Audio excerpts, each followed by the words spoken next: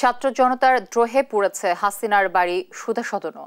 সেখানে আছেন সহকর্মী আলিমুজ্জামান সাফওয়ান। আমরা সরাসরি যুক্ত হচ্ছি তার সাথে। সাফওয়ান, সেখানে এখন কি অবস্থা দেখছেন, যদি আমাদেরকে বিস্তারিত জানাতেন।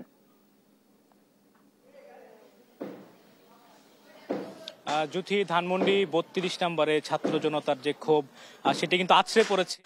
দেখতে পাচ্ছেন যে এই ভবনটিও একেবারে ভাঙার যে কাজ সেটি করছেন। এটি গতকালকের আগের দিন আগুন দিয়ে পুড়িয়ে দেওয়া হয়। আমরা এখানে যে পোড়ার যে ধ্বংস অবশেষ সেটি দেখতে পাচ্ছি, এবং এখানে যারা ছিন্নমূল মানুষ রয়েছেন তারা এই ভবনের ভেতরে থেকে যা পাচ্ছেন এবং একই সাথে ভবনের বাহিরে তারা সবকিছু খুলে খুলে নিয়ে যাচ্ছেন। তো মানুষের ভেতরে যে চাপা ক্ষোভটি রয়েছে এটির একটি বহিঃপ্রকাশ এখানে আমরা দেখতে পাচ্ছি, যে এই বিগত সরকার যে তাদের উপর যে জুলুম নির্যাতন করেছে সেই ক্ষোভ প্রকাশে তারা এখানে এসেছেন, এবং যে যেটা পারছেন তাদের সঙ্গে করে নিয়ে যাচ্ছেন। অনেকে আবার দেখতে পাচ্ছি যে তাদের পরিবার পরিজন নিয়ে এসেছেন দেখার জন্য যে এই আজকে ধানমন্ডির সুধা সদনের কি অবস্থা সেটি তারা পরিবার নিয়ে এসেছেন দেখার জন্য। অনেকে ঢাকার বাইরে থেকেও এসেছেন এখানে দেখার জন্য।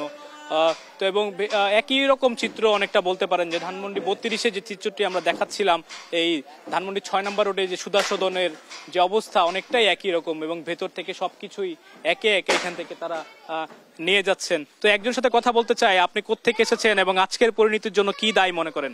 আমি ঢাকা কেরানীগঞ্জ থেকে এসেছি। আজকে পরিণতির জন্য দায়ী বিগত সরকার এই বাংলাদেশের জনগণের উপর যে অত্যাচার অবিচার করেছে তার বহিঃপ্রকাশ, তারই বহিঃপ্রকাশ আজকে হয়েছে, এবং জনগণ আজকে খুবই আনন্দিত এই জন্য।